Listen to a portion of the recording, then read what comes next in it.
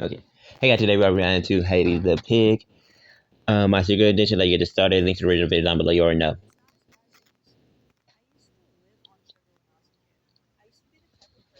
Okay.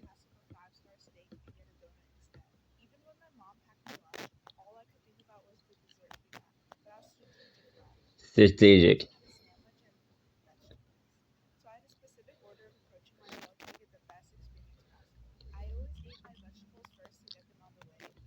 Makes sense, makes sense, makes sense.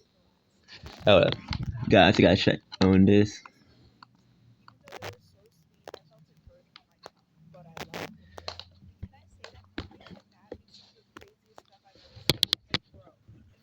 Yo!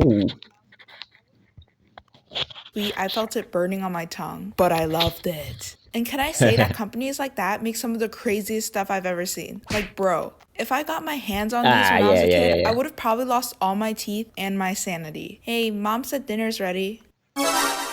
Okay, I never thought this was a controversial opinion until recently, but apparently there are people who don't like frosted sugar cookies. If you didn't like these or still don't like them, just know I'm secretly judging you. I have a vivid memory of the time my parents hosted a Christmas Eve party, and there was a box of these on the counter. I slowly snuck into the kitchen, took 5 cookies wrapped in a paper towel, and sprinted to my room. After eating 3 of them, I felt a rush of dopamine for a good 5 minutes, then proceeded to immediately throw up.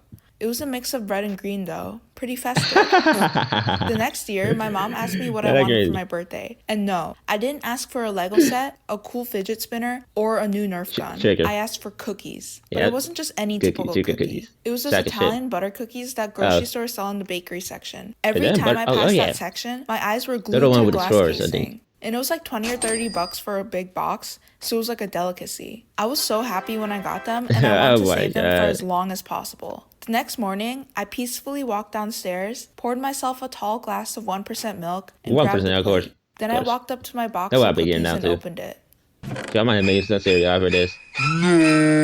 Okay, I'm joking. It wasn't empty, but like half of them were gone. Apparently my parents wanted to taste some when I was sleeping, and because they bought it and there were so many, I was supposed to share. I was so salty that I took a bite of each cookie to claim them. Wow, I really like my cookies. I think the best part of being a kid is not caring about the amount of sugar you're recommended to eat. I used to make myself a large bowl of ice cream with Hershey syrup topped with mini marshmallows every night, and I was living it. So I never understood when my mom would cut off the tops of her cupcakes because it was too sweet. It was basically decapitation. Cake frosting is literally the best part, and don't even get me started with the sandwich technique. One time my friend showed it to me. Okay. See? That might be a point. I might gotta check that. Right after the video. I know all of this makes me sound like I devoured anything that listed sugar as an ingredient, but there are so many products I've encountered that are the most atrocious, abominable creations that production companies have ever made, starting with spicy candy. The first time I had spicy Skittles, I didn't even realize that they were the spicy kind. After eating some, I thought, these taste weird. And I looked down and the packaging literally had flames all over it. But for some reason, I kept eating them. I usually like spicy things. I think I was only trying it like a couple of times. But these were not it. Oh. They got discontinued. Like it is like once each. It's like big snack brands do anything to make new flavors and varieties, especially Oreos. That's not about right. Even though the classic version is always the best one. Going to the snack aisle at any grocery store makes me so overwhelmed with a massive collection of different flavored Oreos. And most of the time, it's the same exact thing, except they add food coloring or change the shape of it. And people still buy them every time a new one comes out.